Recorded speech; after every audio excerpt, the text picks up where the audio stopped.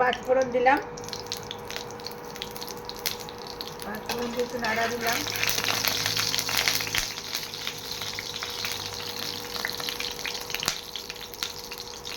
এবার লঙ্কা দিলাম, লঙ্কা হাওয়াই করে লঙ্কা দিলাম, আদা কুচি দিলাম, ঘষে দিলাম।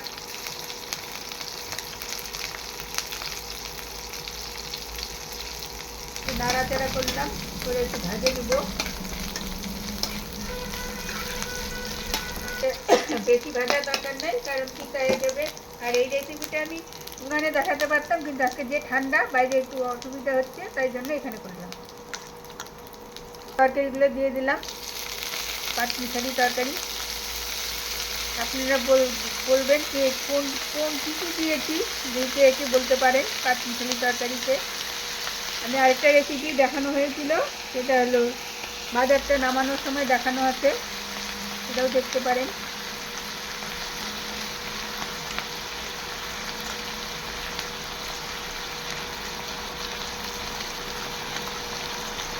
সবজি এনেছি সেটা তো দেখলেনি, বাজার করেছি, সেটা নানা জিনিস চ্যানেল আমার মেয়ে করা আছে, ওটার মধ্যে দেখানো আছে যে কী কী বাজার করেছি। এটা বলতে পারেন নাকি কেউ যে কী কী দিয়েছি, দেখাচ্ছি বাজারে কী কী এনেছি, সেটা তো দেখলেনি।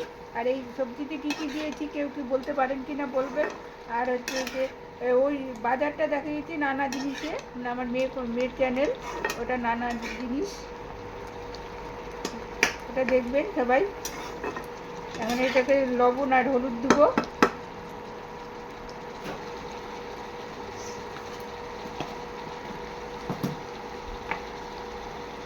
লবণ পরিমাণ বোঝাচ্ছেন, হাত দিয়েই দিলাম। এই যে নাড়লাম কিছুক্ষণ, নাড়ার পর 2-3 মিনিট ঢেকে রাখবো। জল উঠেছে লবণ দেওয়ার পর, তাই 2-3 মিনিট ঢেকে রাখবো।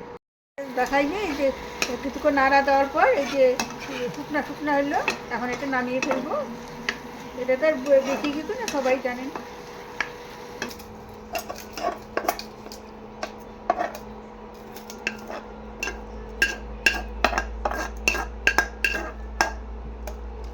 বলো, এই রান্নাটা কেমন লাগলো শেয়ার করবেন, আর ফেসবুকে দেখলে ফলো করবেন, আর ইউটিউবে এলে সাবস্ক্রাইব করবেন।